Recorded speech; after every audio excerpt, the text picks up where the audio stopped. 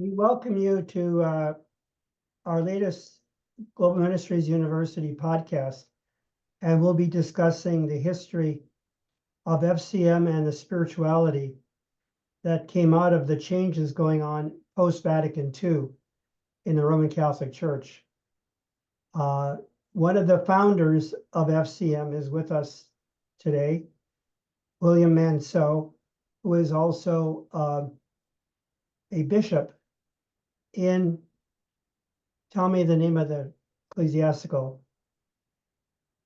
Married priest now. Married priest now. Yeah. So Internet.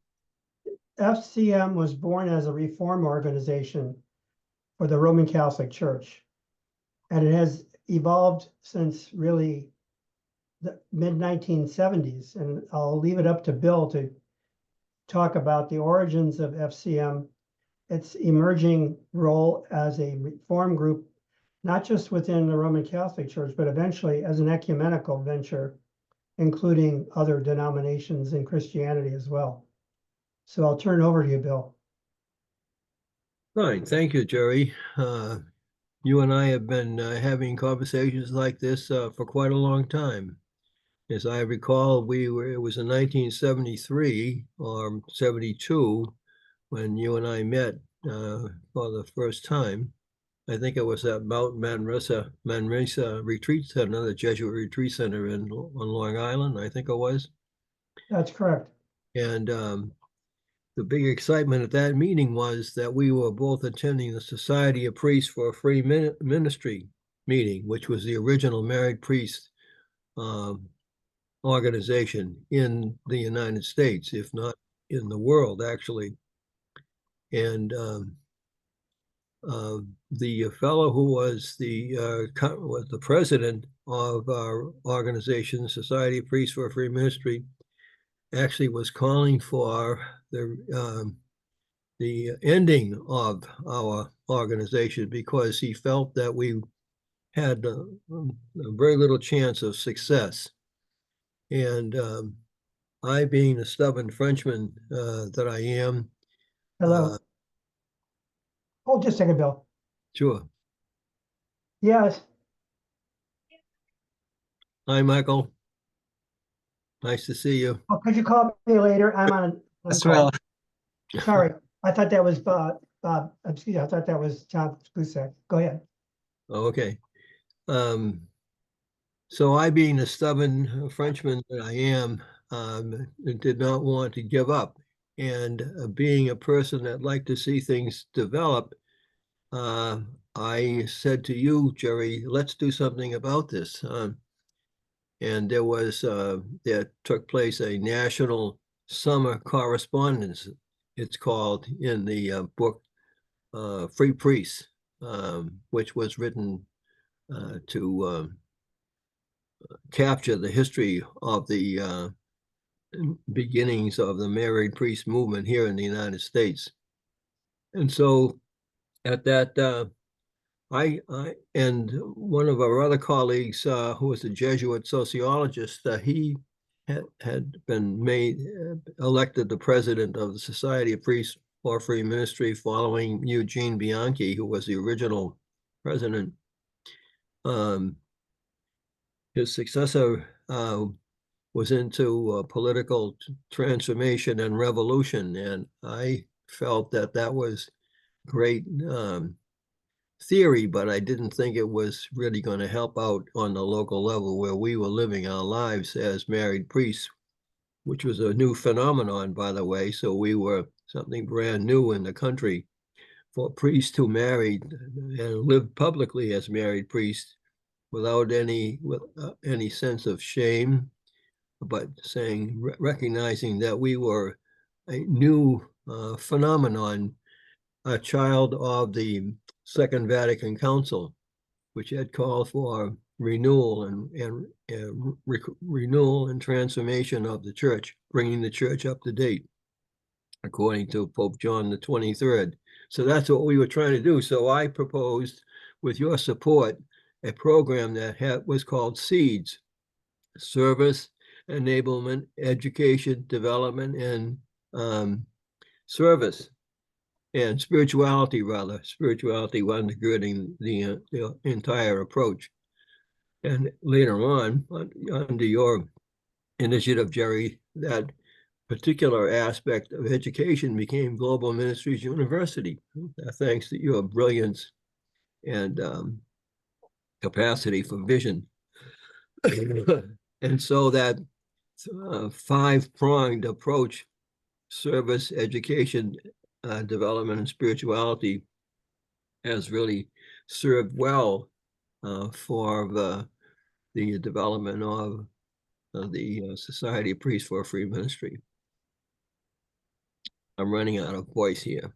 Yeah, I think, Bill, on something that we talked about before we started, part of your contribution was the development of the specialized ministries and the approval of that by different organizations that would allow FCM, people who are, we originally called it certified by FCM or commissioned by FCM, then we call it commissioning, would have public recognition in various governmental bodies so that they could be considered professional chaplains, which didn't really develop initially, but later on.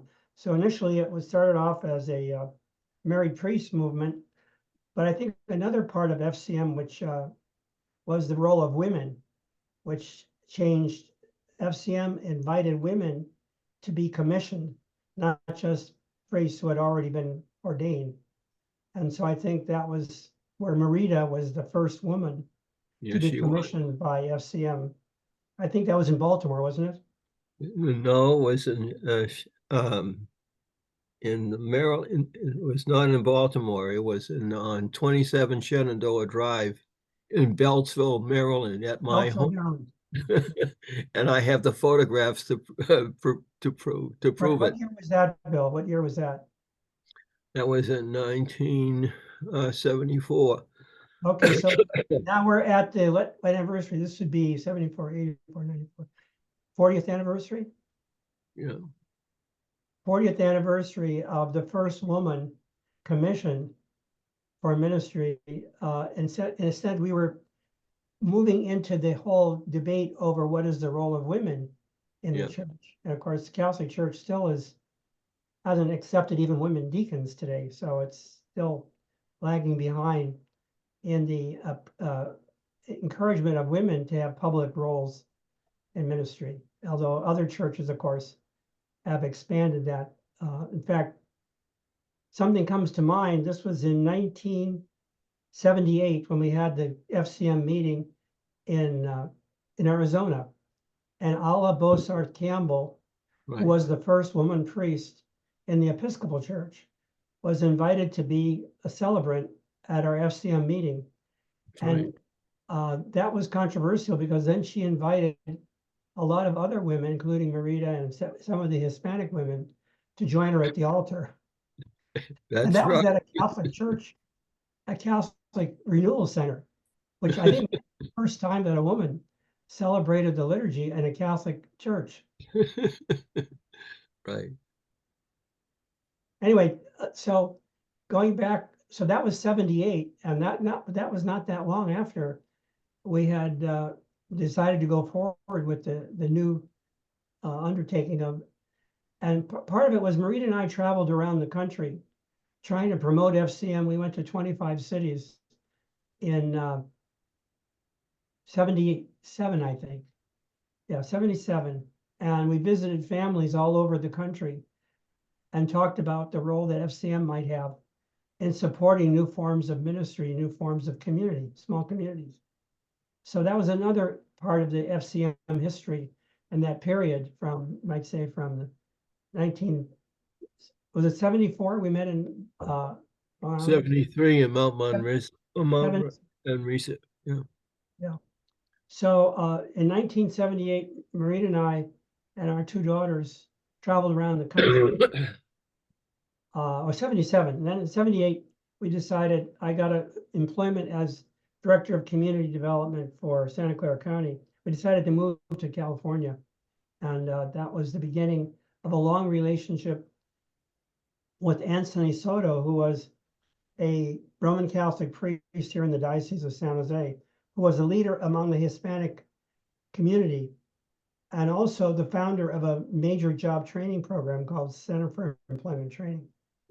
So we worked, and out of the relationship with Anthony and Phyllis Soto, who left and married, we created a new corporation called Federation of Community Ministries, still FCM, but it had a little different slant. It was more oriented toward interfaith, and also more on community building rather than just individuals. How do you build new forms of community that would survive through the next, say, 20 or 30 years? And so that was another development of FCM in that period. So I want to welcome Michael. We have Michael Lewan and Esther Khalili here. I just want to say hello, and they're going to be talking about their experience of FCM in the period of the night, as we're in right now in the 2024, 2023. Both of them have been involved both with FCM and Global Ministries University. So do you want to introduce yourself, Michael, and then Esther? Yes, hello to all of you. I'm Michael Lewin. I'm a hospital chaplain at the University of Chicago in Chicago. I became a member of FCM in December, at the end of December of 2020. So in the next few months, I will be celebrating 4 years of my involvement and work with FCM. I didn't know about FCM until my supervisor from the hospital where I work spoke to me about FCM as one of the ways how I could be endorsed for chaplaincy. And I didn't think twice. I started to Google and learn, and I became a member right away of FCM. And a few months later, I don't remember if I was commissioned first and then endorsed, or first endorsed and then commissioned. I think it was commissioned first, then endorsed. Okay, so first I was commissioned and then I was endorsed. And then during the assembly of 2022, I was ordained by FCM. What's important to me about FCM is that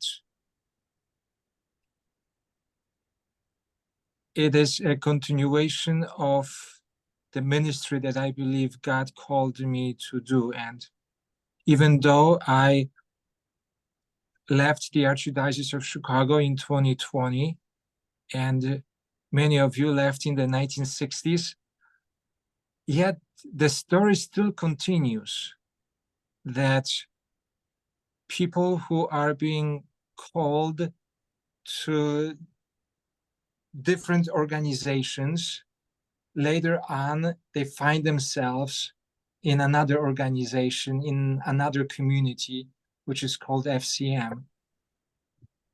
And it is a blessing. Like, I didn't have to put too much effort except go to the internet and Google and send few emails and then have few phone calls. So I'm I take what you guys, you, Bill and Gerald, what you built it for in the 1960s, I'm benefiting right now in 2024. I started to benefit in 2020. So basically your legacy continues and affects more and more people. And that's the proof that it is through the inspiration of the Holy Spirit that FCM was created. And it's making a difference not only in the lives of individuals like myself, but also it makes a difference in our hospitals. It makes a difference in the military. It makes a difference in any other place where the FCM members serve. So I'm just so grateful for people like you who founded this community. Thank you, Michael. Maybe Esther, you could say something about yourself and how you've come to be involved with FCM and GMU. Okay, my name, as you can see on the screen, is Esther Nditi, and from Africa. I know I have such a strong accent, they say, so I believe each one of you would be able to understand. At least Professor has been in Africa several times and in Kenya, so he's a little bit used to talking to, you know, the kind of accent that we have. So I knew Professor back in 2013.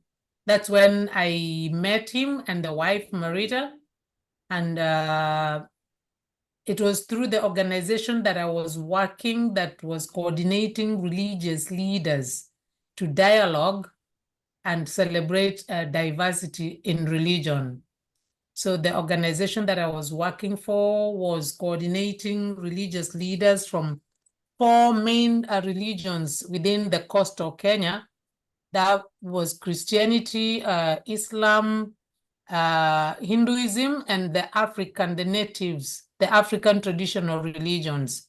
So we would, you know, kind of put them together and you know, try to dialogue, to kind of encourage them to dialogue so that they would understand the do's and the don'ts of each religion, and by so doing, try to get to strike a balance that instead of causing conflicts, they would form a strong body and move together so that they can develop their communities where they come from. So at that time when I was working for that organization, Professor through Global Ministries University offered to build the capacities of the religious leaders in interfaith and intercultural dialogue. And the organization that I was working in, they were looking for somebody who has done some master's education to assist with the coordination of the planning of that course. And so it happened that I was given that docket and I started coordinating. And Global Ministries University was able to offer some conference, which was a 40-hour seminar. It ran like for a week, which was 40-hour training for the religious leaders, which brought both the Christians, the Muslims. The first batch we did not have a Hindu, but the second one we had one participant who was from the Hindu religion, and we also had some students from the African traditional religions. So in 2014 and 2015, I interacted with Global Ministries as their coordinator. I was like the liaison person between the organization that I was working for and Global Ministries University.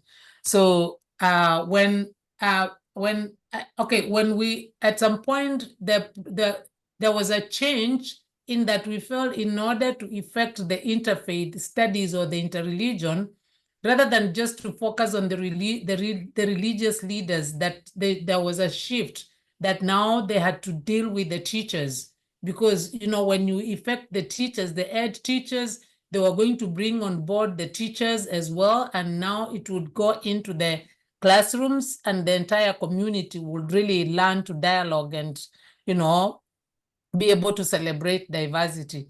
And at that particular time, I wasn't able to coordinate for the teachers because my mandate was more on the religious leaders. So another lady came on board. She's called Doris, and I believe even the second other training for the teachers, she coordinated. So that's how I connected with the Global Ministries University. Now, in 2018, I transited to the USA with the Orthodox Church. And when I came to California, I tried to reach out for a professor because I had some contacts. And then we were able to reconnect together with the late Frank Fisiota, because he was also visiting to Kenya he was one of the lecturers or the mentors during the interfaith and intercultural dialogue training.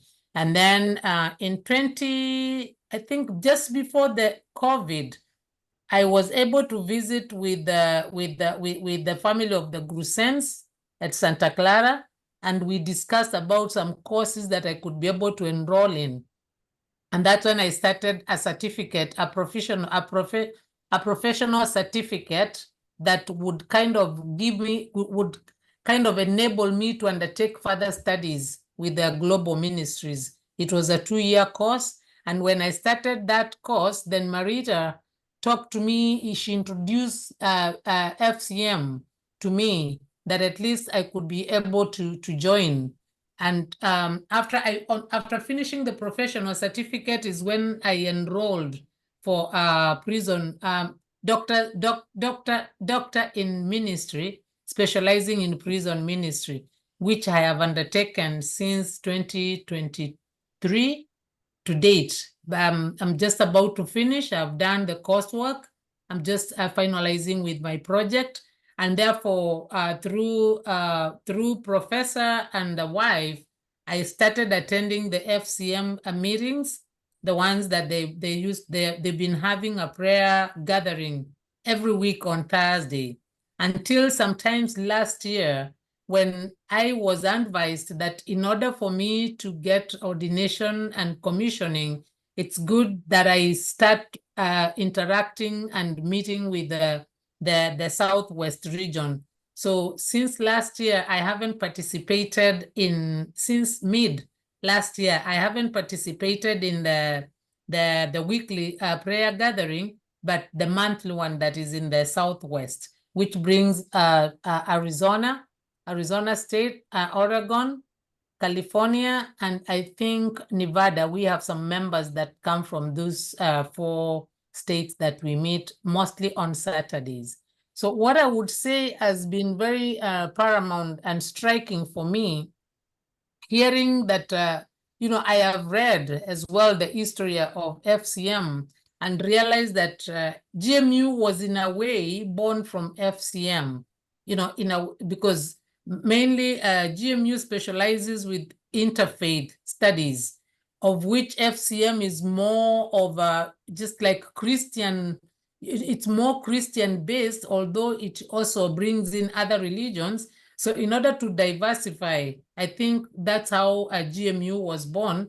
And I'm really very grateful to be connected to these bodies, because somehow I've been mentored into whatever kind of a calling that God has for me, to be able to work with those that are, incarcerated. Thank you, Esther. Wonderful. Yes, Frank Pashota, who passed away recently, was part of our FCM, our GMU training group in Kenya. He was a wonderful, he had actually gone to Maryknoll also and did a degree in theology after he retired as a professor at NYU, and was a longtime educator in New York State, both at the high school and college and graduate level. And was from Yonkers, New York. So we met him at a Maryknoll Mission Institute. And then he said, well, I told him about our work in Kenya, and he said, well, can I participate in that program? So he became part of our team, and he was also a very important part of our expanding of our work outside the United States into Kenya. Now it's 10 years. We started in Kenya in 2013. Now it's 2024. And now we're affiliated with Tangasa University. In fact, we have a meeting tomorrow with that university. We do major international conferences with them every 2 years. The next one is going to be on migration and the problems that people face in migrating from one part of the world to another, and some of the obstacles they're facing. So that'll be next year in February 6th and 7th. We're doing a major conference with Tangasa. And we also have a religion and science program, which was born about 5 years ago. And that is serving a lot of religious leaders, both Christian and Muslim, both in Africa and in India. So we work with a Father Augustine Pamplani, who is the dean of that program in Cochin, India.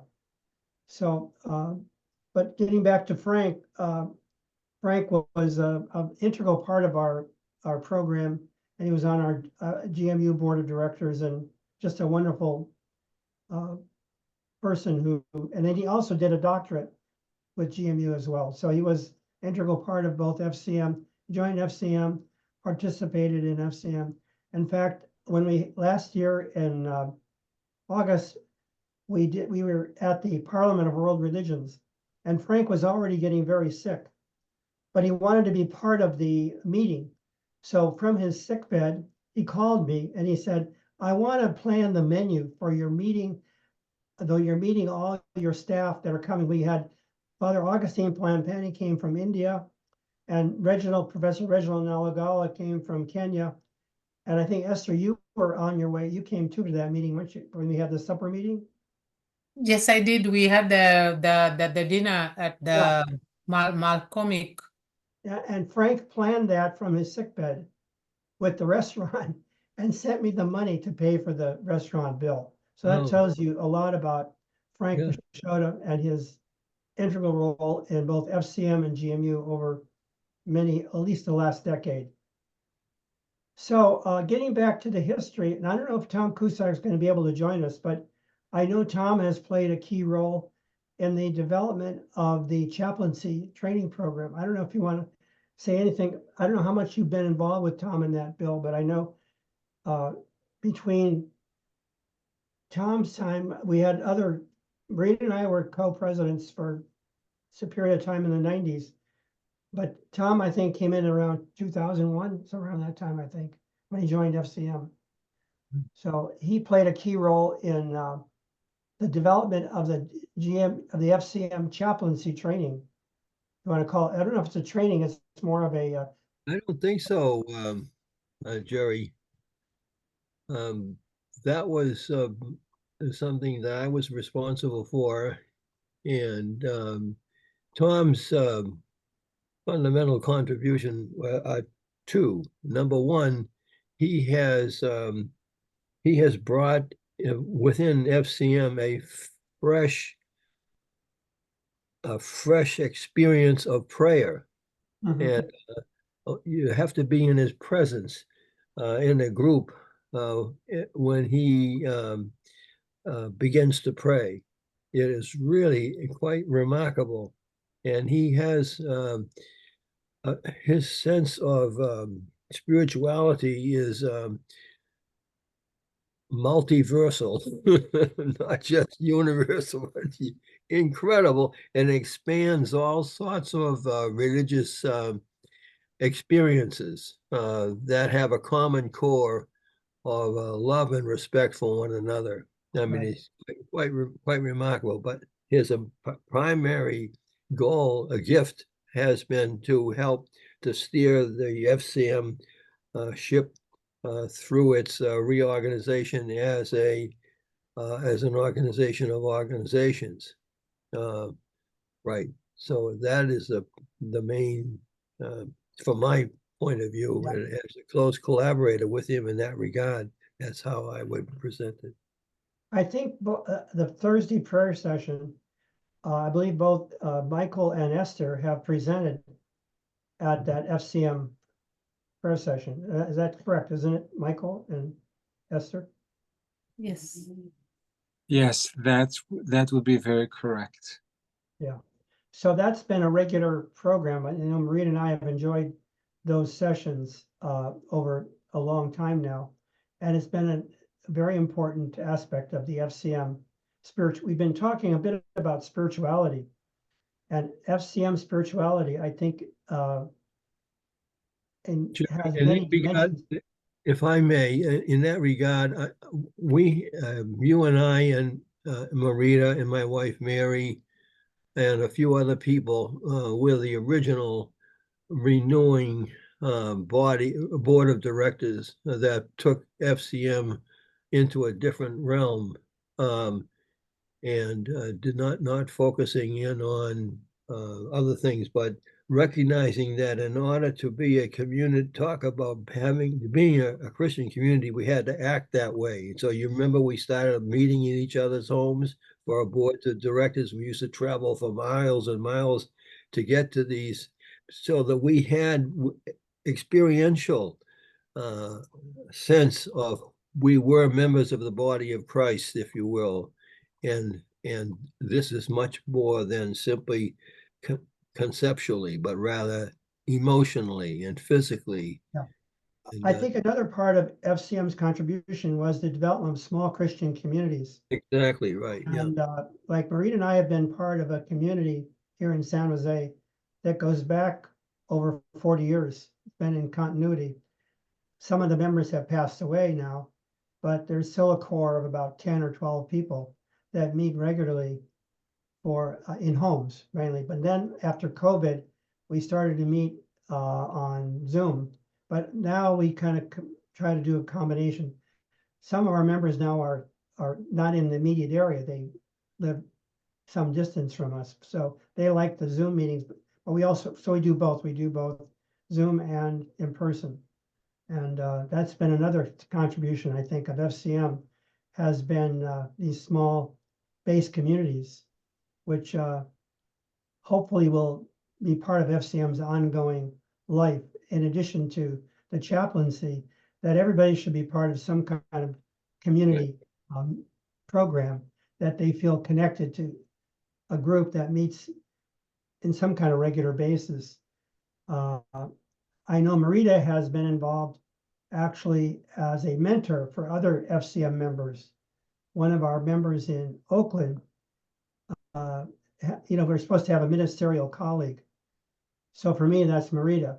But other people have been colleagues with Marita on as a way to maintain a sense of identity of your ministerial focus and it's kind of like a spiritual companion each other on life's journey. And I think that companionship that FCM provides, the opportunity for that companionship, is a very important part of the spirituality of FCM. Would you say that, Bill? Yeah, absolutely right. Yeah. So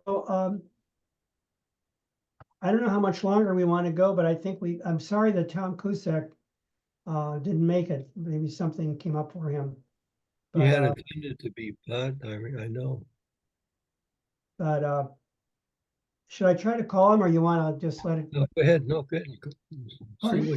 See what you can do. Maybe, Professor, I could ask a question from my mentor, Dr. William Mansur. Yeah. Sure. I'm looking at when you said, first of all, you start by ordination and then commissioning, or what is the procedure? Well, commission just means that that someone is given authority by a group that is represented by them. So when we when FCM talks about commissioning, it in the small print, it also says this is what we consider to be ordination. So an ordination means that a group of people lay hands on someone else and pray and authorize them to represent the common faith that they have together. And so the person who is commissioned in that way or ordained in that way, therefore, is authorized and empowered Hi, Tom. to pass it on. Yeah, we're on. Can you join us? So it's a function, the ordination, it's a function that we have some authorities, some members that would be able to, okay. Yes, right. Tom is going to come on in a few minutes. Okay. So have you attended Well, I know I requested the vice president of our Southwest FCM region to to kind of just give me a guidance on what is required of me, because for once I'm just finalizing on my project, which is a compilation of the practicum that I took to the prison for 1 year. So, you know, I need to kind of document my experience and kind of also highlight the roles or the duties of our prison chaplain that I will be able to share with my supervisor, Professor Gerard. Then he will be able to go through it. And when he goes through it, then now he will be able to award, to kind of have a GMU compile my results for that particular course. Then now that is what I will present also to FCM. As they do the ordination, they will kind of know that I have undertaken those the units that are required to qualify to be a prison chaplain. So that demonstrates the fact that you have, that's right, that you have acquired information and knowledge. You have acquired knowledge in sharing God's love with God's people. And that's what basically what you've been doing on that. The papers that the paper you wrote for me when we worked together. Yes. Remember about the different? You had 4 different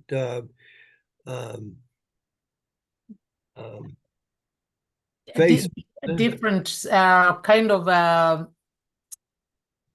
situations that require different approaches, different counseling theme, you know, styles, and yeah.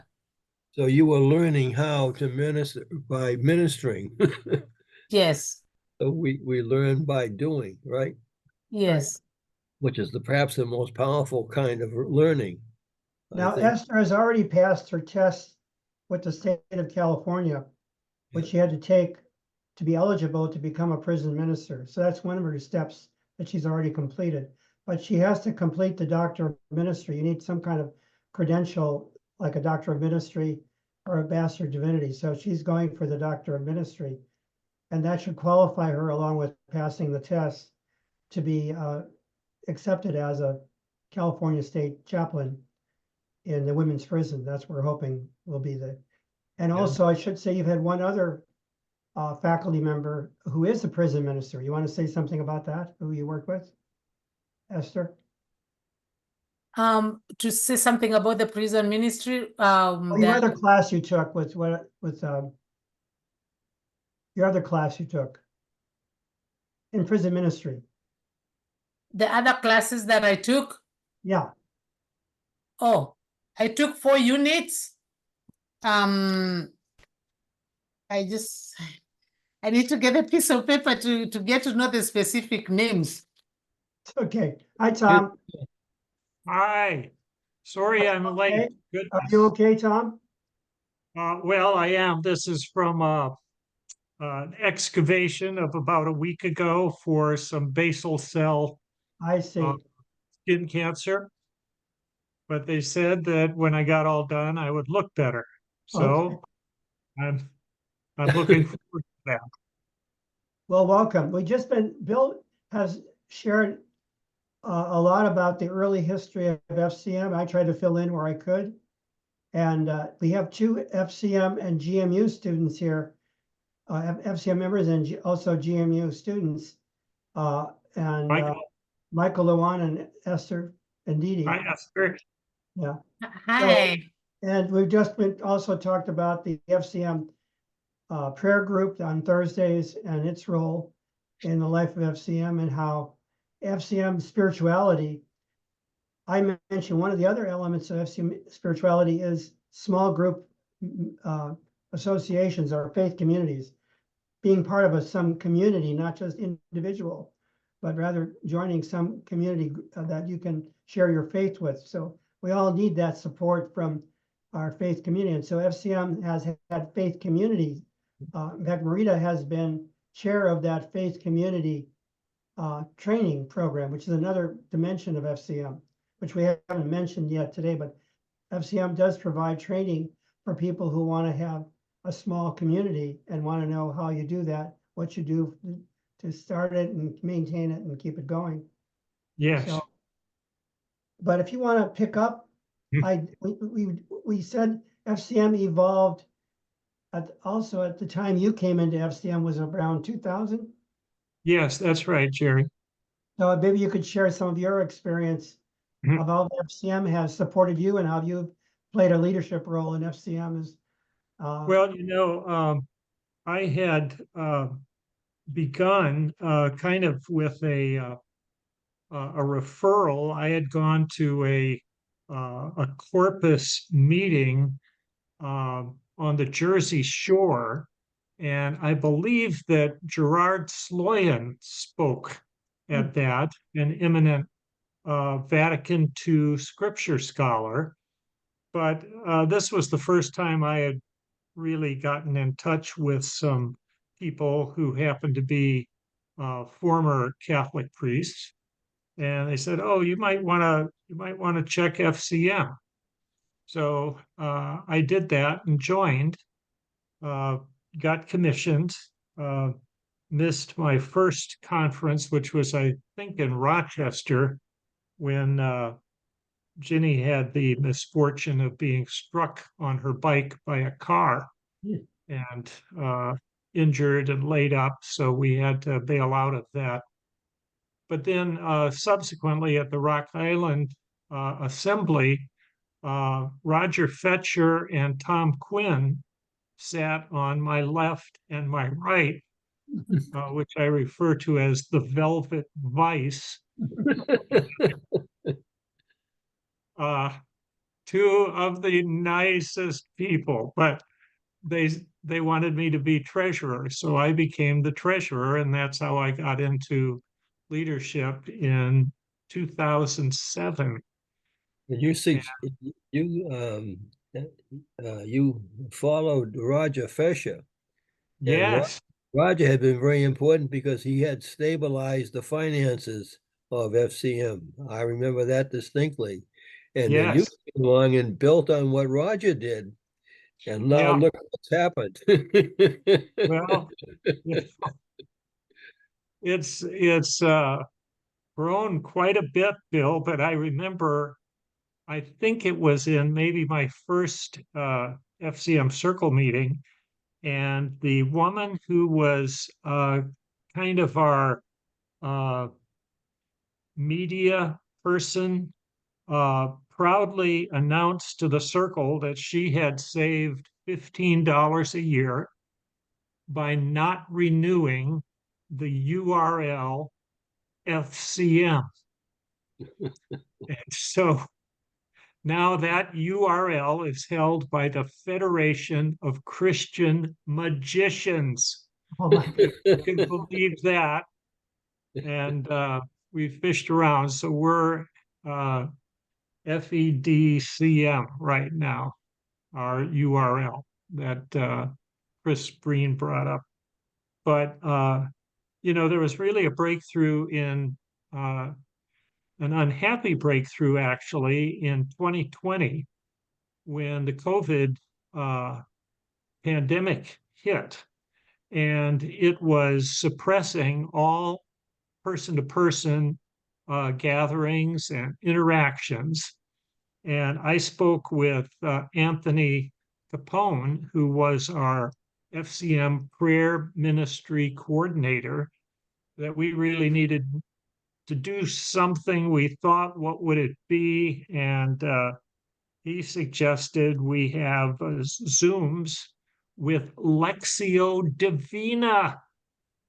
And we decided to call it this prayer gathering. So he and I went back and forth week after week. And then since I don't like to work that much, I said, we've got to get the people who are actually coming, like Michael, like Esther, to lead these. And so for quite a while, then I was coordinating and reaching out to people to lead. But it's really given for FCM a stable place weekly that people can join, with other FCM people for first a half hour approximately of reflection or prayer or scripture or even silence, and then followed by responses either to that half hour or to other events that are going on in their life, for better or for worse, and to call for prayer. And it really provides an interrelationship between people, because if you stay on that prayer gathering, people start to get to know you. And they actually know your name and a little about you and ask you to say something. So that's been a key development, I think, in the external, say, devotional consideration or experience with FCM and by FCM, than to say nothing about the faith communities, Bill. Right. But Jerry, maybe you could pick up on that and ask another Well, question or two. Earlier, before you came on, I was saying that here in California, we've had a faith community for like 40 years, which started when Anthony Soto was still alive, and has continued over many, many years now, over many decades. I think that another dimension has been the interfaith dimension, which perhaps hasn't been strong in FCM, but in GMU, we have made a sense of community with a Muslim group called Pacifica Institute. So we do many projects with them, both spiritual and social. In fact, we've helped them connect with the Maryknoll community here in Northern California, and we've done retreats with them, interfaith retreats, several now. And another event is planned at the Maryknoll Society for Retired Priests in Los Altos in October. So we do regular programs which are interfaith between Christians and Muslims to share faith experiences. And they invite us for Ramadan to their homes. They come to our home, and we have quite a bit of interaction. And they have their own center in Santa Clara, where we just had a big meeting that some of the officials of Maryknoll came from all over the world, and they invited us to an interfaith program at their center in Santa Clara.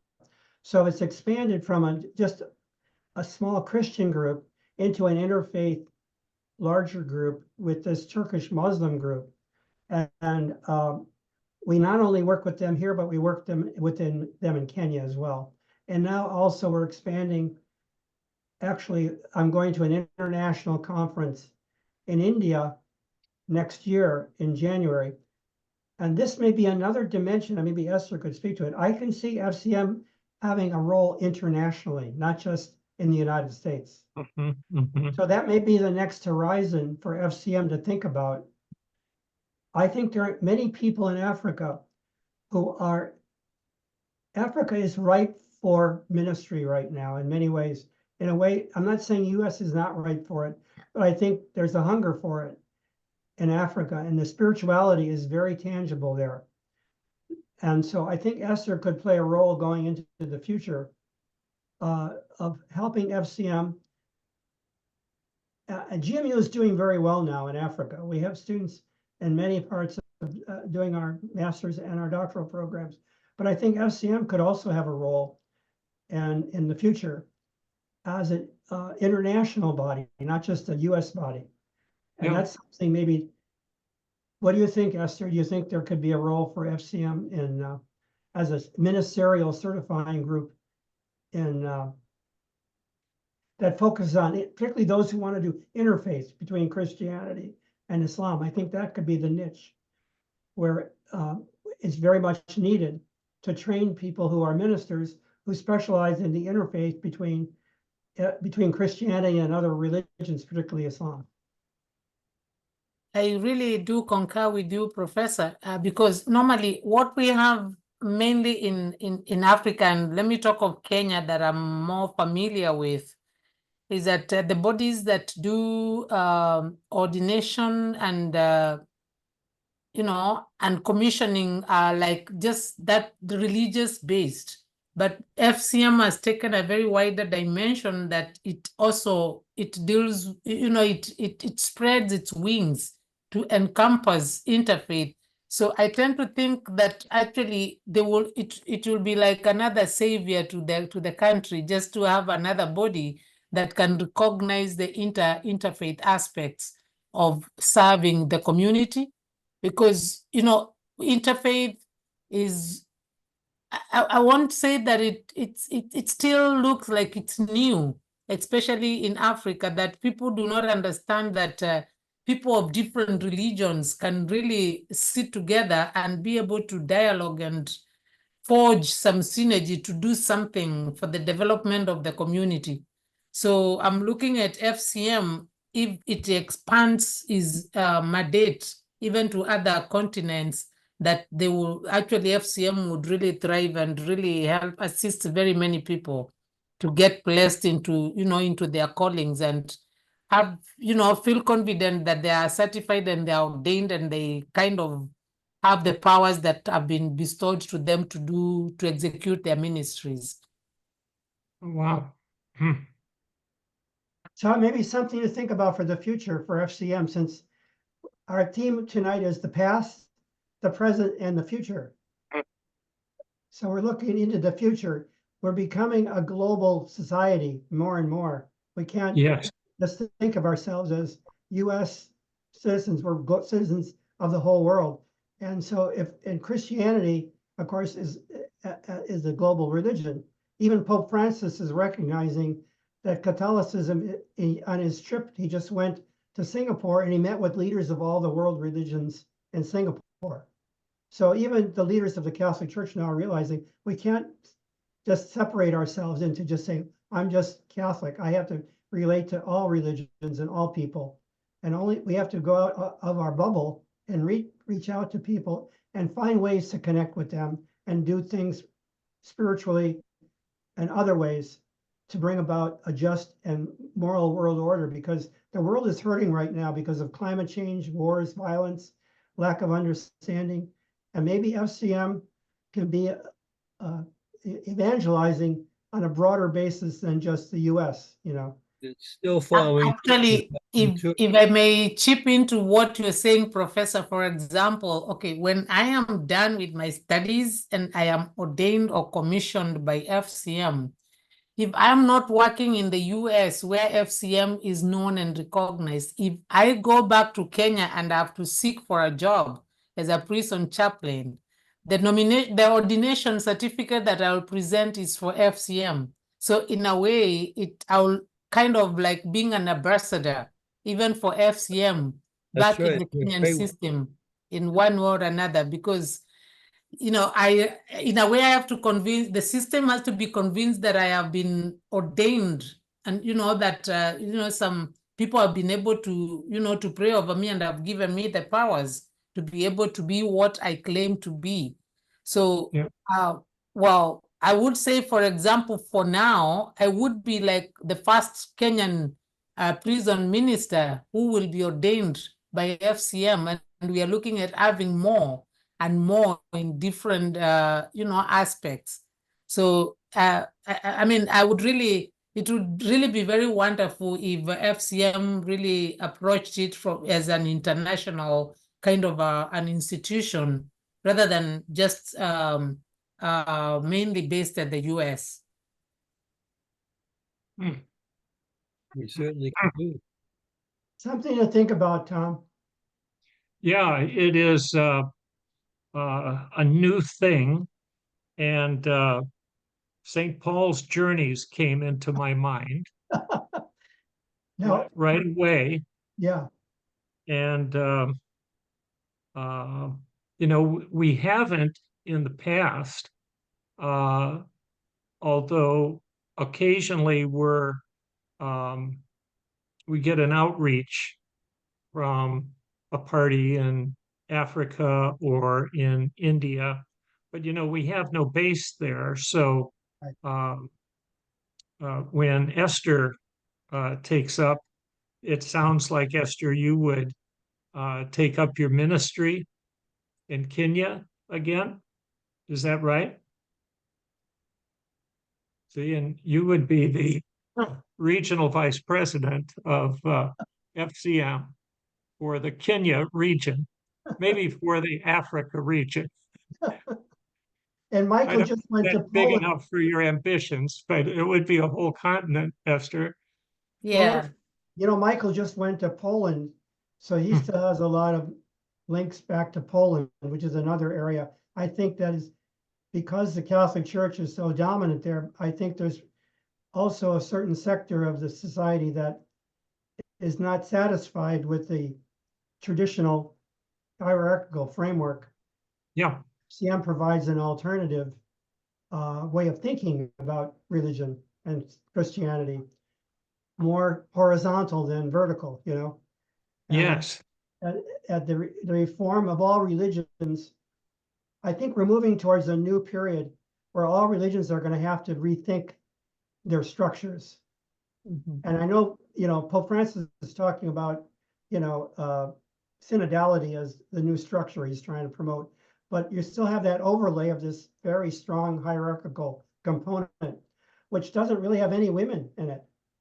right, You know, right. if you don't have equal women's role, you're not going to sell this religious organization to a lot of younger people. Eventually, it's going to collapse. If it's an Right. all male situation, women are not just going to say, "Oh, well, that's great. I love an organization where there's no women in leadership." Doesn't make any sense today. Right. So I think new structures have to emerge, whether they're going to, and FCM has a role to play that role, and GMU can be an ancillary program for training women in ministry, like Esther and other women who have equal roles in leadership. And I think without that, religion won't endure in the Yes. years to come. People will just Well, we see Jerry, we see the exodus from institutional religion, right, and COVID hastened that because it broke the pattern of people going to the church on Sundays. And there are many competing interests for married people with kids because there's a soccer game. right, And, we can get church online. We'll get it next week because we got the game. right, So at our quite dynamic Catholic parish, the heaviest population mass, which is the 10 o'clock on Sunday, is maybe a third of the church. And then demographic changes in the community are happening too. It has a good school system, so quite a few tech people from India are moving into the township, and Indian people are typically not Christian nor Catholic. right. But they So like the schools, yeah. Well, it's it's a big, like quite a big change. when we go to mass at Santa Clara University, most of the students I meet are from India. They're the ones that are taking the degrees in computer science and so on and so on. Yeah. And our neighborhood now, I'd say we're the minority. They're from Korea, China, India. So Okay. US is changing in the picture, at least in San Jose. It's people from outside, originally from outside the United States. What about in Poland? Are things changing in Poland, Michael? Yes, things are always changing. And like in the United States, COVID made some impact the attendance of Polish people, something which was impossible to imagine, like not going to church on Sunday, which was considered like a grave sin, a great sin, and we were afraid that they would go to not the desirable place after they die. COVID changed that forever. I think that what happened with COVID in Poland was that some aspect of religion was taken by people in their own hands. Mhm. And the religion became more individualized in the sense of becoming more personal. Mhm. But that's something that I believe sociologists of religion still will have to study and see how that COVID changed the way how people think about themselves and the religious institutions.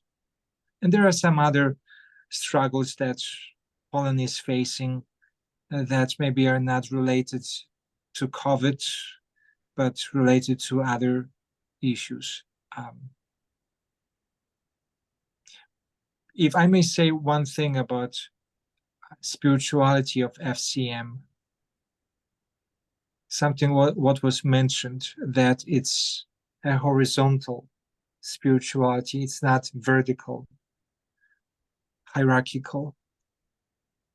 The one thing I have a great appreciation of in the Federation of Christian Ministries is that people who are of different Christian backgrounds, some of them Roman Catholic, some of them Catholic, some of them maybe Old Catholic, some of them Protestant, some of them evangelicals, some of them maybe barely Christian. They come together and they create Federation of Christian Ministries. And they are being inspired by one another. And Thursday evenings are a great example of this. Because on Thursday evenings, when we have different prayer sessions, they are truly very different. Yeah. Some of them are more traditional, and some of them are very humanistic. And everything in between. And that's the gift of Federation that Federation is giving to me, that it's not just one flavor. It's a community of different flavors. And it's a truly medical and oriented community. So I would like to emphasize that as part of the emphasis of spirituality of FCM. Oh, yes. That is really marvelous, Michael. Marvelous. Really. Yeah. This Yeah, video session will be recorded, and it can be used as an introduction to FCM if you want to, Tom. It'll be available for people who want to know, what is FCM about? What is its history? What is its background? What is it? Where is it going? Where does it come from? How is it today? What is its future? So hopefully it'll be useful. The recording will be available at the, I'm going to send this to Mary, and then Rick Silvestri, our IT person, will make it into a YouTube a podcast. So you can go to the GMU site and you'll be able to listen to the whole session. Oh, good. See, and we can put a link on our Sure. our webpage to that. So that will be very good. You know, maybe 10 months ago, I wrote a draft that I wanted to put onto the first page, kind of a president's welcome to FCM to somebody that was browsing. And after saying a few words about FCM, I added, you know, if you follow the Prophet Muhammad, blessed be his name, come and help us understand the book, and we will help you minister. If you follow the Jewish tradition, come and help us understand the Torah and the scriptures. We will help you minister.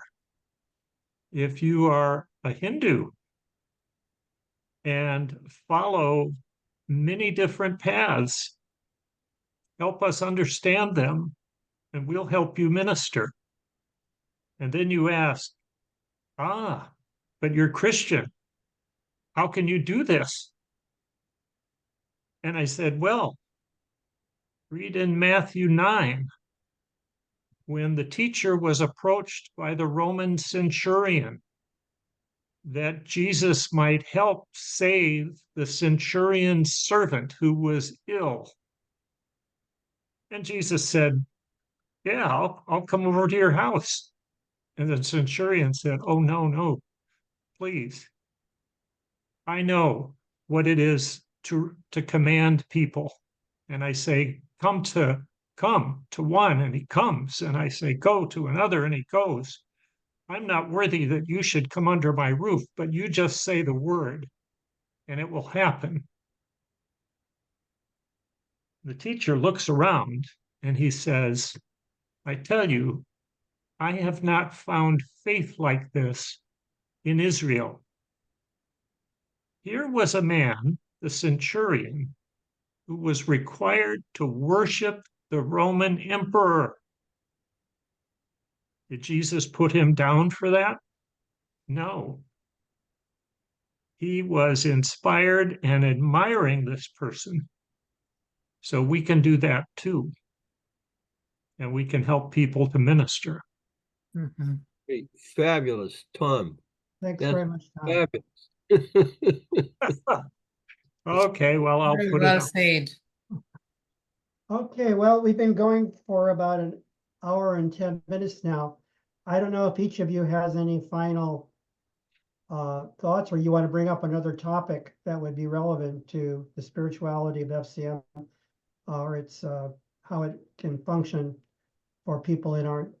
We know our society is very polarized today, and most Christian churches are divided almost in a way that politics are today, between Christians and that are conservative and those that are more liberal. So we're kind of caught in all these polarized systems. So perhaps part of FCM's role is to be a bridge builder, as Tom just brought out, of people from different faiths, different traditions.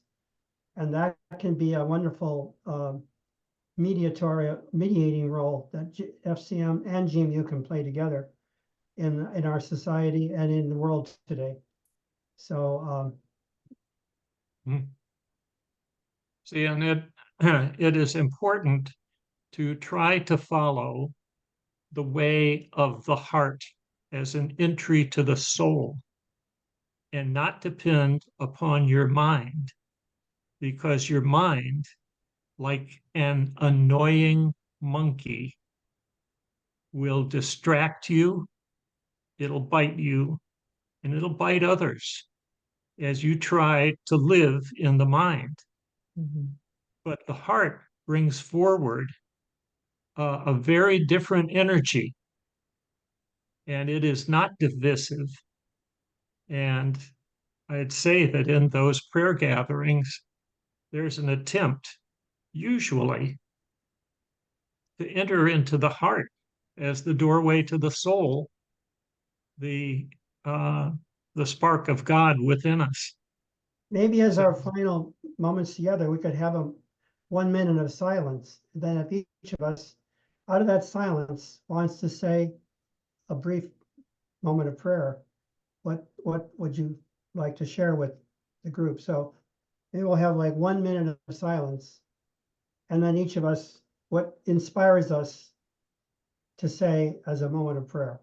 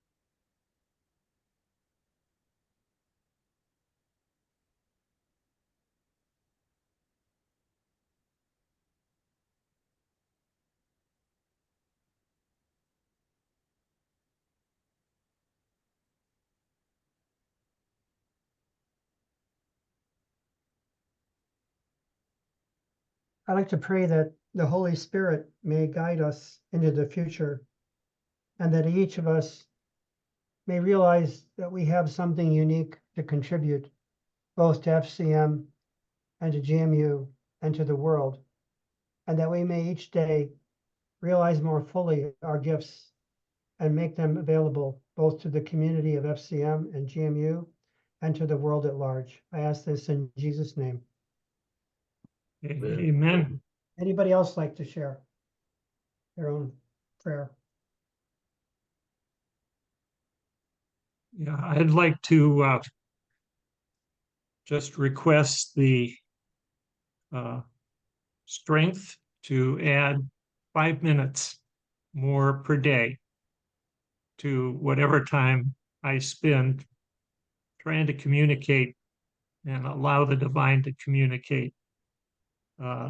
That's the source, and I'm just sure that if the divine and our teacher Jesus sees, there's Tom again.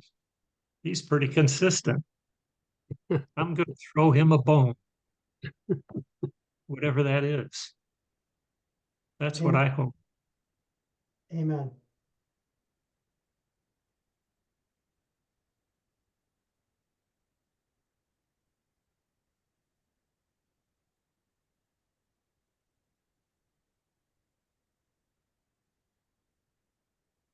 Yeah, I just want to say thank you to God that He allows us to be instruments in FCM, and that He is using FCM to make a difference in the world.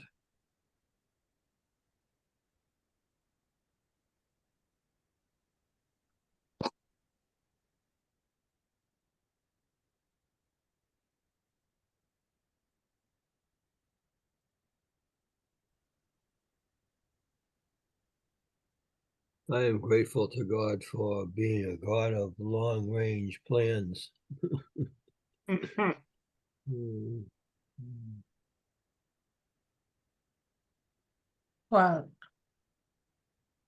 I want to thank God for actually putting me through His purpose, because at some point, I didn't know my calling, but through GMU and FCM, I'm getting to learn what God is tailor-making me to be, and the opportunity that has been allowed for me, even to minister.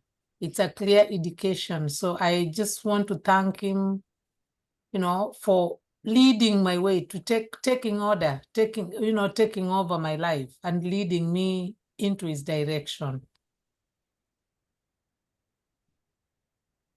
Thank you so much, everybody. Thank you. Have a wonderful rest of the day, evening. And we will put our recording up on the GMU website. So if you want to have anybody come to it, you'll know.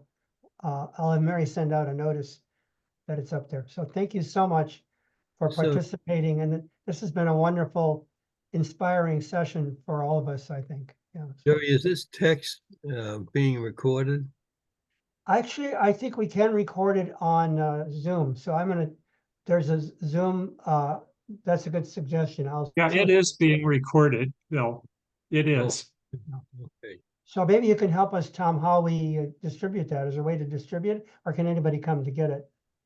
Well, it can be made into a YouTube Okay, video, and then the link and a little blurb for that can be on our couple websites. okay, I'll ask Rick to help us with that. Rick, Yeah, he's that's IT. good. And on the FCM side, Mark Bernicker is our guy that does that. So I'll, Jerry, send you an email with his Okay. email contact. I can send him the link to the session. Yeah. I would love to I would love to see the text Sure. in front of me. It helps me to work. Okay, well, let's work on that. I'll ask both if our two IT people from GMU and FCM maybe we can collaborate on that. That's good. Okay, terrific. Thanks, everybody, and have a wonderful you. evening. Thank you. Peace Good be with you. evening. Pray for Bye. Mary, pray for Mary and me, please. Thank you. Pray Yes, for Bill. Mary, pray for Mary. Thank you. Thank you. Bye-bye. Bye.